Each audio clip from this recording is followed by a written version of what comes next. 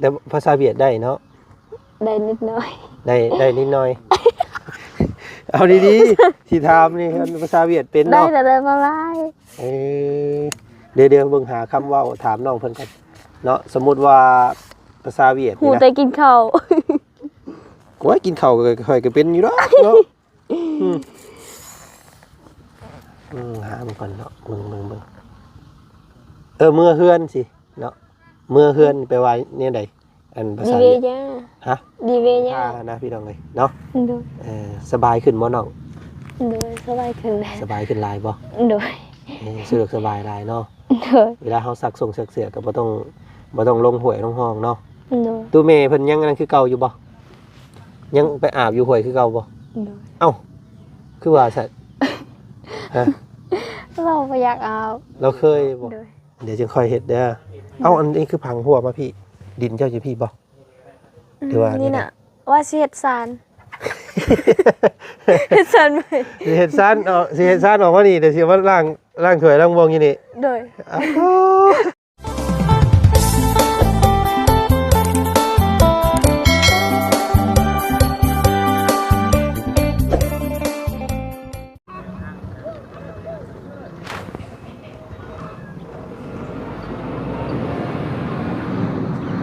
เอิ้นเพิ่นเฮ็ดไปสั่งได้หั่นน่ะพี่น้องเอ้ยรถบักใหญ่เข้ามามื้อนี้โอ้เนาะมาแก่อีหยังนี่พี่น้องเพิ่นอันว่าแก่แห่แก่ทรายมาเฮือนน้องพรเพิ่นบ่เนาะพี่น้องเนาะเพราะว่าเห็นนั่นน่ะทางพ่อน้องพรเพิ่นกำลังสร้างบ้านหลังหนึงพี่น้องเอ้ยเนาะสร้างให้ลูกสาวบ่ ต้องบรรยากาศมื้อนี้ผลย่อยดินยองพี่น้องเอ้ยเนาะผลฟ้าหัวมื้อนี้สร้างเป็นพี่น้องเอ้ยเนาะเดือน11 12เดือน1เดือน2แล้วยังฝนยังตกอยู่โอ้สร้างเป็นเนาะดินฟ้าอากาศนี่พี่น้องเอ้ยหยาดเยือดเนาะอยู่หน้าบ้านเฮือนซานของน้องจันมณีมื้อนี้พี่น้องเอ้ยเนาะบ่ได้แวะถามแบะไทยเบิ่งเพิ่นเมื่อวานนี่ก็มาแล้วก็กายเลยพี่น้องเอ้ยเนาะหลังจากเพื่อนน้องเพิ่นสำเร็จสมบูรณ์น้ำในไฟฟ้าใสสว่างแล้วก็บ่ค่อยได้ถ่ายทำให้พี่ให้น้องเบิ่งส้มเนาะว่าการปลูกการพังของน้องเพิ่นไปฮอดไสแล้วว่าซั่นซะเนาะเอามื้อนี้บ่าวจันเนาะตัดภาพบรรยากาศตอนเช้าๆมื้อนี้พี่น้องเอ้ย 9:00 นเนาะอากาศฝนย่อยเด้อพี่น้องเด้อฝนตกป้ามื้อนี้โอ้มาแต่ไสเนาะ มาต่อขึ้นมันต้น โอ้ขึ้นมันต้นรับจ้างบ่ แม่ ได้จักแสนจักล้านเด้มื้อนี้ แสนนึง เฮ้ยเนาะพี่น้องเนาะไปขึ้นมันต้นขึ้นมันต้นรับจ้างยามนี้ก็สิมีงานตัวนี้แล้วพี่น้องเอ้ยเนาะพอได้กินได้ย่ำว่าซั่นซะห่วยคือเสียงเพลงเสียงรำเถอะเนาะบัดนี้เนาะพี่น้องเนาะคือม่วนคือซื่นเถอะเนาะบ้านเมืองเพิ่น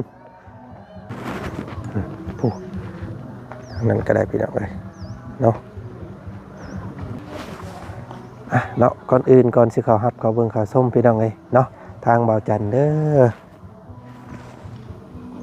กราบทักทายสบายดีเนาะพ่อแม่พี่น้องหมู่เพื่อนกันมาสู่คู่สู่คนเด้อเจอกันครับบ่าวจันคือเก่ามื้อนี้บรรยากาศตอนเช้าๆเนาะฝนตกพี่น้องมื้อนี้หาก็เคยเห็นเนาะฝนตกยามนี้ซุ่มเย็นคักแล้วแบบนี้พี่น้องเอ้ยเนาะการปลูกการพังอีหยังต่างๆก็เย็นนะเนาะพี่น้องเพราะว่าอากาศดีพี่น้องเอ้ยนี่อากาศเย็นหนาวแต่ว่ามีฝนโปรยปลายคล้ายๆกับหิมะว่าซั่นซะพี่น้องเอ้ยสโนว์ตกบ่ทางนี้ก็ได้เนาะเอาอีกแล้วพี่น้องปรากฏการณ์ใหม่บ่เนาะเนาะเอาพี่น้องเอ้ยมื้อนี้ก็ได้รับสายจากสายทรงเนาะเสาน้องบุตรเพิ่นว่าซั่นซะเนาะน้องบุตรเพิ่นว่าสร้างทรงเสาเพิ่นกำลังสิเดินทางมามื้อนี้พี่น้องเอ้ยเนาะ6 ต้นแล้วก็เพิ่นนัดช่วงเที่ยงว่าซั่นพวกเฮาก็ได้สิมารอรับเบิ่งเพิ่นเนาะก็เป็นขั้นตอนแรกว่าซั่นซะเนาะในการเฮ็ดเฮือน ก็ยังอีกหลายเด้อพี่น้องเด้อเนาะการที่เทือนหลังหนึงนี่โอ้เบิดหลายเด้เนาะรับ40ล้าน50ล้านบาท50ล้านกีบพุ่นแหละพี่น้องเอ้ยเนาะเฮ็ดเทือนหลังหนึงก็สิแล้วนะค่าสร้างนี่ก็ปาไปแล้วเนาะ15ล้านนะอย่างถึกๆเลยพี่น้องเอ้ยเนาะหลักๆแล้วแต่ก็ค่าไม้ค่าตองหอกตามอีกโอ้ยหลายเนาะพี่น้องเนาะจังใดก็เอาใจช่วยรุ่นน้องเพิ่นสิมีบ้านมีเฮือนอยู่งามๆคือหมู่อยู่บ่เนาะเอาพี่น้องติดตามเบิ่งชมนำกันอีกเด้อเนาะมื้อนี้ทางบ่าวจันทร์พาพี่พี่น้องเข้าอัปเดตเบิ่งน้องเพิ่นก่อนเนาะหลังจากวันใสสว่างแบบนี้แล้วเนาะมีข่าวดีๆหยังแน่พี่น้องเอ้ยเนาะมีเวียกมีงานไปทางใดบ่เนาะเดี๋ยวไปทักไปถามเบิ่งเพิ่นเติมก่อนพี่น้องเอ้ยเนาะไป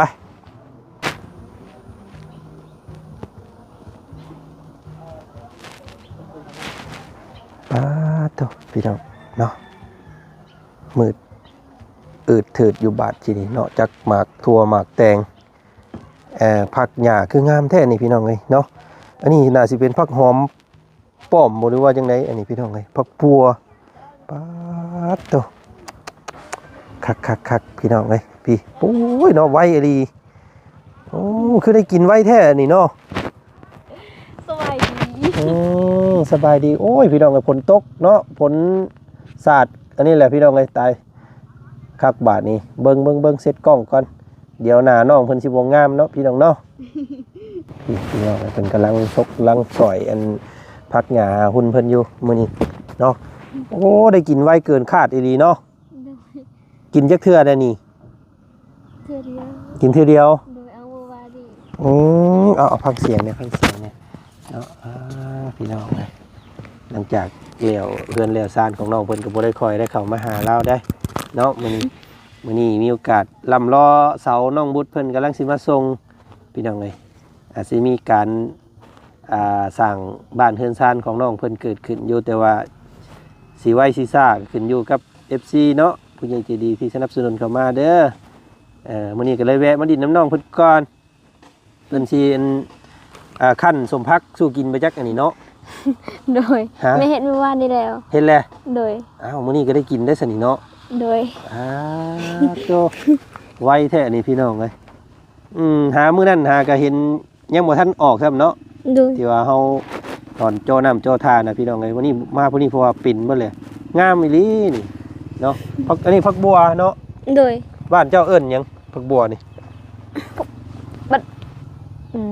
ผักเบาฮะผักเบาผักบ่อโดยผักบ่อโอ้ยผักบัวกับผักบัวกว่าเนาะผักบ่อผักกาดเด้ผักนี้เด้สเปยโดยห่วยสเปยสร้างว่าแท้พี่น้องเอาแต่พักมันก็เอิ้นพักคือกันคือบ่เอิ้นคือกันเนาะอันนี้คือซุมอ้ายนี่เอิ้นผักกาดเนาะหรือว่าผักบัวหั่นมันมีขึ้นต้นด้วยผักบ้านเจ้าเด้เบยคือเก่าไก่เห็นก็มักแตงไก่โอ้สร้างว่าเดี๋ยวพี่น้องเอ้ยเนาะโอ้งามบ่เด้อพี่น้องเด้อเนาะพอได้กินเบิดแล้วมักแตงนี่บ่ค่อยอยากออกเนาะสตองฮะสตองแม่นมีหยังก็สตองมักทั่วนี่เด้มักทั่วนี่เอิ้นสตองแม่นห่วยภาษาอังกฤษนี่แข็งแรงได้เพิ่นเอิ้นสตองเนาะสตองนี่คือแข็งแรงภาษาอังกฤษบอกภาษาอังกฤษเป็นบ่เจ้าบ่ได้เลยบ่ได้ว่ามันแต่ภาษาเวียดได้เนาะได้นิดหน่อยได้นิดหน่อยเอาดีๆสิถามนี่ภาษาเวียดเป็นเนาะได้แต่บ่ได้เดี๋ยวเบิ่งหาคำเว้าถามน้องเพิ่นกันเนาะสมมุติว่าภาษาเวียดนี่นะแต่กินข้าวโอ้ยกินข้าวก็ค่อยก็เป็นอยู่เนาะหามันก่อนเนาะเบิ่งเมื่อเฮือนสิเนาะเมื่อเฮือนไปไว้เนี่ยใดอันภาษาเวียดฮะดีเวียญาแม่แม่จักถึกบ่ซื้อคนก็บ่ฮู้คือกันเมื่อเฮือนอันนี้เนาะไปดินว่าจังได๋ดีเดาแม่นเอาดีได้ บอกอันบอกคนบ่จักนี่มันบอกเด็กๆก็ได้เนาะแต่ว่าเพิ่นเพิ่นพัง FC เพิ่นเบิ่งนี่อันเพิ่นฮู้ได้เนาะอย่าบอกตัว จะ ได้ ถึ เด้ กหรือบ่ถึก แต่บ่ถึกก็ขอโทษเด้อ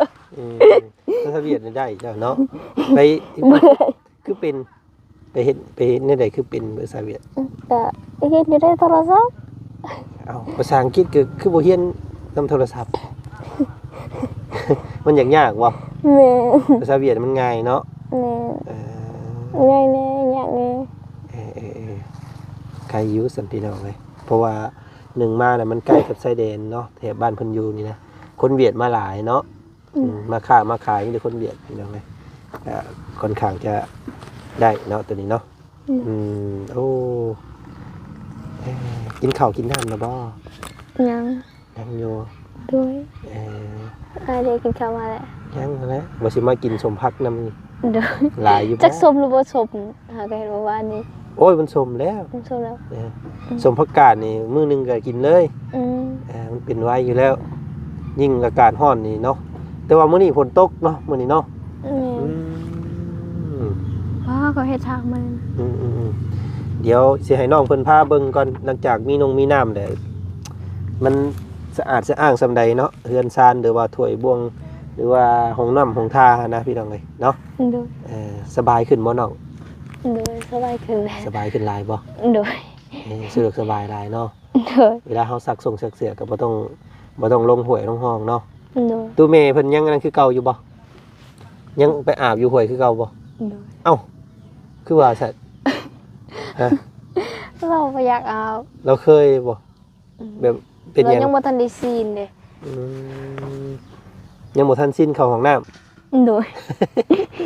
โมเมนต์ไปท่ายไปยังนี่ก็ยังมาเล่นไปป้าคือเก่าไปจักบ่ตู้เมย์ แม่ ได้คักบาดเลยพี่น้องคือว่าได้เราจักปีแล้วก็ประมาณ40ปลายแล้ว มัน40ดีไป45เนาะปีไปเนาะ มันจะแม่แล้ว 40กว่าปีบ่มีห้องน้ำจักเทื่อนะเนาะมีแต่เข้าป่าตลอดเกือบครึ่งอายุว่าซั่นซะเนาะเกือบครึ่งอายุแหละแต่บัดที่นี่บัดวันปลายบัดมีซาห้องน้ำนะพี่น้องเอ้ยมันก็เลยบ่เคยเนาะบ่คุ้นสร้างว่าแล้วพี่น้องเอ้ยได้เมนุ่มเฮาเนาะ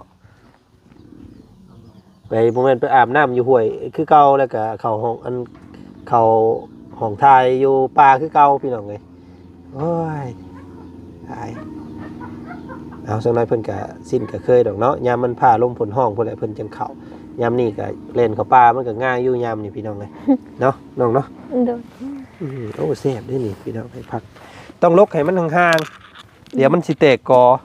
เนาะอันนี้มันทีโพดนี่น้องเอ้ยนี่เห็นบ่โอ้ยหัวยำหัวยี่แบบนี้ยุมออกรอดนี่ฮะนี่สิเลย อะไรอยู่วะที่ว่าพิษฉูดแล้วจะเอายุมออกรอดมันแล้วมันคำว่ามันทีไปสิเห็นบ่นั้นบ่ได้เป็นใดมันทีโพดเห็นบ่จัดยุมออกเลยให้มันห่างๆแต่มันก็สิงามนี่ออกไปนี่รอดเพราะว่าอ้ายเคยปลูกผักมาก่อนนี่เฮ็ดแล้วว่ะผักข่อยเบิดแท้บัดนี้แล้วฮะ นี่มันห่างโพดมันทีโพดเนาะมันทีโพดแต่เจ้าอันนกออกรอดฉันโมใหญ่สมัยผักกาดนี่มันสิแตกกกอยู่แล้วนี่ถ้าเห็นบ่ตัวมันน่ะมันห่างนี่มันงามนี่เห็นบ่เนาะตัวมันห่างมันสิกกใหญ่แล้วก็ก้านใหญ่ถ้าแบบซี่น่ะบ่ได้แบบนี้รับรองว่ามันเปื่อยทิ่มซื่อนี่มันทีโพดนกออกมาย้อนออกน้ำเดี๋ยวสิบวกตักสูตรเนาะน้องบ่ต้องคอยปานนั้นก็ได้ดอก เราสิได้ได้เพียงเราปลูกมางามแบบลกของเราเนาะ นี่ลกออกเลยนี่มันทีโพดทีโพดแล้วมันบ่งาม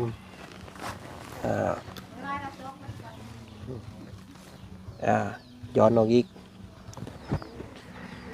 คำเขาย้อนออกแล้วมันสิงามพี่น้องมันสิก่อใหญ่แบบไหนอ๋อทีโพดเนาะเจ้าบานเนาะไผ่วานนี่ไผ่วานหนาพักนะไผ่ ไผปลูกเนาะ ค่อยนี่ เจ้าบ่ แม่น เออเจ้าตะวันพักตันหญ้าเป็นเนาะ เป็นเฮ็ดคูปี อืมหวานทีโพด นี่ซ้ำๆเจ้าบ้านอันนี้พักนี่ ตัวนี้งามนี่ ตัวนี้นี่พอดีเลยนี่นี่งามตัวนี้ตับแล้วตัวนี้10พอดี อันนั้นตัวแม่เฮ็ด แต่ว่าแล้วลำแนวอะไรมันงามๆนี่แม่นแล้วหรอกเนาะ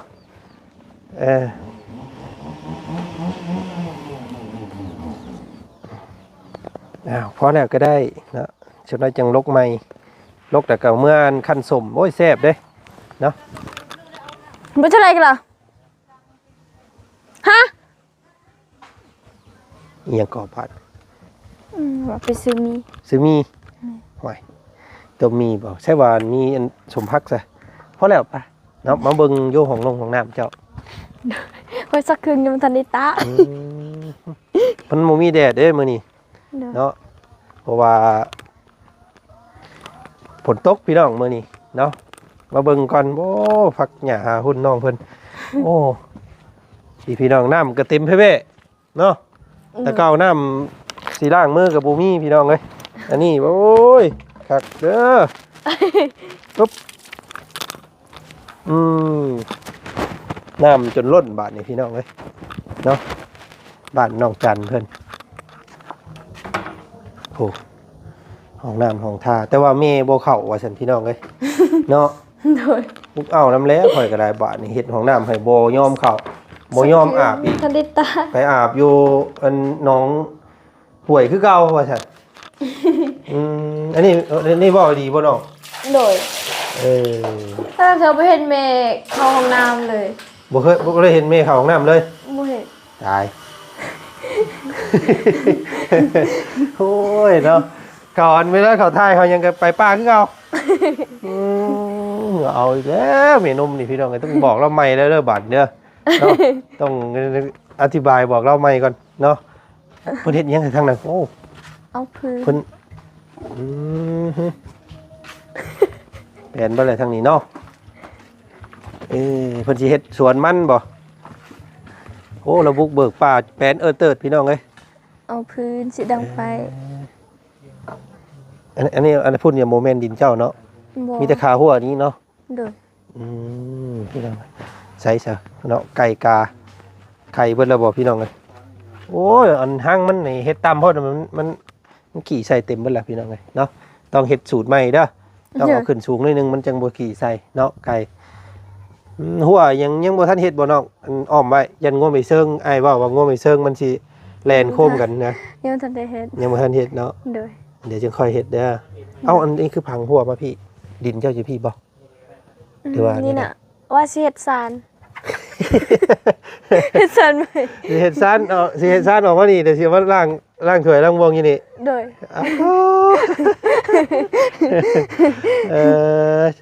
เพิ่นออกแผนว่าเพิ่นสิเฮ็ดเกาะออกมานี่อีกพี่น้องไอ้น้องเพิ่นว่าเนาะอันนั้นแหละอันใหม่เนาะ โดย ห้องมันอันน่ะปูมันเป็นบ่ โด อื ย มันสิเป็นอยู่บ่มันสิได้อยู่บ่น้อง คือกัน ไผเฮ็ดไผพังแม่บ่ บ่นั่นยังหน้าบ่าวซอย โอ้น่ะบ่าวพันซอย โดย โอ้เพิ่นวางแผนว่าสิเฮ็ดอันหมุงล่างถ้วยลงมานี่พี่น้องเอ้ยเนาะแล้วก็สิตัดทางยางลงมานี่อีกเนาะพอได้ย่งลงมาล่างถ้วยล่างม่วง โดย มองนั่นเฮ็ดอันน่ะหมุงนั่งดินซะนั่งดินเบาเนาะว่าคือไปเบิ่งอยู่อันกอกกอกน้ำเจ้าเอายังทมมันไว้คือคักแท้นะพี่น้องเอ้ยเนาะอ่าเพิ่นสิเฮ็ดอันซ่านล่างถ้วยพี่น้องเอ้ยนี่2เสาเนาะ สิเป็นน้องสอนอีกแล้วนี่เนาะน้องสอนก็ไปเลยพี่น้องเอ้ยก็นั่นก็เนาะยังบ่ทันได้เฮ็ดหัวอันแนะนำเฮ็ดหัวตัวนี้ก่อนน้องเด้อ โดย ยันมันมีหยังมาโคมนี่เฮ็ดอ้อมไปเฮ็ดกว้างก็ได้สุดแล้วแต่ผู้เฮ็ดมาแต่พุ่นเฮ็ดผู้ฮอดต้นไม้นี่ก็ได้เวลานั่นก็ตากเสื้อตากผ้าใส่ก็ได้เนาะ โดย ได้คือกัน อันนี้ ยันโคม แดดเห็ดมันเป็นแบบนี้ มันเป็นหยัง แดดเห็ดเพราะว่าแดดแห้งดิ แดดมันแดดฮ้อน แม่น มันเปื่อย แต่ว่าทอตัวนี้มันบ่นั่นบ่ค่อยปานนั้นปานใดเนาะมันจะเป็นยุ่ยๆแบบนึงนะพี่น้องแล้วเอานี่ทมไว้เนาะยันอนามีอย่างตกลงไปทำให้เอาและเนาะใส่เป็นนี่เลยเปิดดนก็ได้บ่ดนสุดเจ้าเปิดจักชั่วโมง บ่ฮอดชั่วโมง บ่ฮอดชั่วโมงเนาะน้ำบ่ได้เบิดได้หยังบ่ บ่ ไหลตลอด เด้อ ทางไอ้สร้างเพิ่นบอกมื้อนั้นว่าเปิดเลยเนาะสุดแต่เจ้าอยากเปิดว่าซั่น24ชั่วโมงก็ได้ถ้าเจ้ามีแนวอันเก็บน้ำไว้แล้วว่านะเนาะบวชง่ายพี่น้องเพิ่นรับประกันนี่50เมตรเนาะเอาลงไปป๊าเลิกดีหาก็เป็นครั้งแรกที่พวกเฮาเจาะน้ำใหญ่ที่สุดเลยแล้วก็แพงที่สุดเนาะผู้บ่ทางบ้านอ้ายนี่เจาะน้ำนี่ 5,000 6,000 บาทเนาะอยู่บ้าน เงินกีบเท่าไหร่บ่ เงินกีบครับ3 ล้าน 4 ล้าน บ่แพงดอก บ่แพง อยู่พี่แพงเนาะอยู่พี่โอ้พี่น้องไงบ่ไหว เพราะว่ามันเป็นดินผู้แล้วก็มันต้องใช้เครื่องใหญ่จักนะอันนี้ครับเจาะอยู่บ้านได้ฮอด4-5 บอนพุได้4-5 บอนเนาะเพราะว่าอันนี้20 ล้านพี่น้องว่าบ่เป็นง่ายเนาะอันนี้โอ้ฮอดใส่แล้วพี่น้องเนาะโอ้เสียงเพลงมันมีดองมีหยังบ่ บ่ฟัง เปิดพังซื่อๆนี่โอ้ม่วนซื่นแท้เนาะพี่น้องเนาะใช่ๆยังบ่ทันมีหยังเกิดขึ้นอยู่หากระเสียหญ้า แม่น โอ้ปลูกกันหมักแตงลามพุ่มขึ้นไปนี่คักได้นี่อยู่บนตอไม้ มักเพชรมักเขือปลูกหมักพริกหมักเขือมันอยู่โพนเนาะ โดย คักแล้วอันนี้พี่น้องเอามามื้อหน้าหวังว่าสิได้เห็นหมักพริกหมักเขือแล้วเกิดขึ้นได้พี่น้องเด้อเนาะหมักหุ่ง เป็ เด้ ด อ หรือ เนาะ ว่าเป็ดลูก ปลูกหมักหุ่งเนาะ โดย หมักหุ่งนี่มันปลูกเวลาหมู่คู่มาตำสู่หมู่สู่คู่กินเนาะง่ายแล้วก็กินได้เฮิงอีกหมักหุ่งเป็นปี2 ปีก็ยังบ่ตายเนาะระวังถึกระเบิดได้ยังล่ะ วันที่นี่ ว้ายข้อยคิดว่าระเบิดญาติได้ข่อยเนาะบ้านชุมเจ้านี่มีแต่ระเบิดช่ำแถว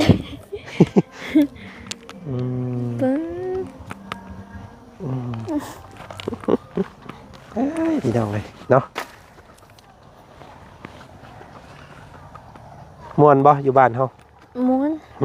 ม้วน เฮ้ยเบิ่งสิถามนี่พี่น้องเลยม่วนบ่ ม้วน บ่ได้อยากไปทางอื่นบ่ ก็คืออยู่แต่ว่ายังดนยังอยากอยู่เหือ ยังอยากอยู่เพื่อนอยู่เนาะเพราะว่ามันก็สะดวกสบายขึ้นได้เนาะเพราะว่ามีน้ำมีไฟมีหยังแล้วก็มันสะดวกสบายเฮ้ยใกล้ขึ้นรถผู้ที่นอนหมอนมุ้งมีแล้วบ่หมอนไหม้เสื้อไหม้ผ้าไหม้เสื้อไหม้ผ้าไหม้หมองนอนไหม้มีแล้วบ่มีตัวเก่าคือเก่าโดยนอนอันน้ำกันบ่กับเอ้ยนอนเฮียงกันบ่โดยนอนอันมีที่นอนอันเดียวแม่ มันก็ซิ่งกันตกได้นี่เนาะจงสิเพลงใช่ไหมพี่น้องเลยเนาะมีเงินซื้อเนาะหาเงินได้ก่อนยังซื้อเนาะ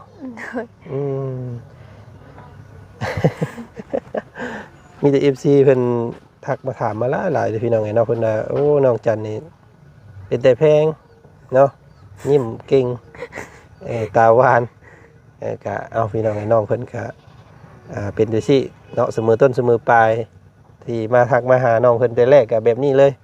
แล้วก็จนฮอดซุมื้อนี้ก็ยังคือเก่าเนาะ เดี๋ยวไปติดตามเบิ่งเคสน้องบุตรได้บ่นี่เด้อเราไปซอยน้องเพิ่นสักหน่อยสิมีเสามาส่งเนาะไปเบิ่งไปแย่งน้ำกันเนาะตอนเจ้ากับเรากับมาดินน้ำพี่น้องไงเนาะที่เจ้ากับไปซอยเล่าเนาะไปสันมื้อนี้ขอโตหากินข้าวก่อนหิวข้าวเนาะ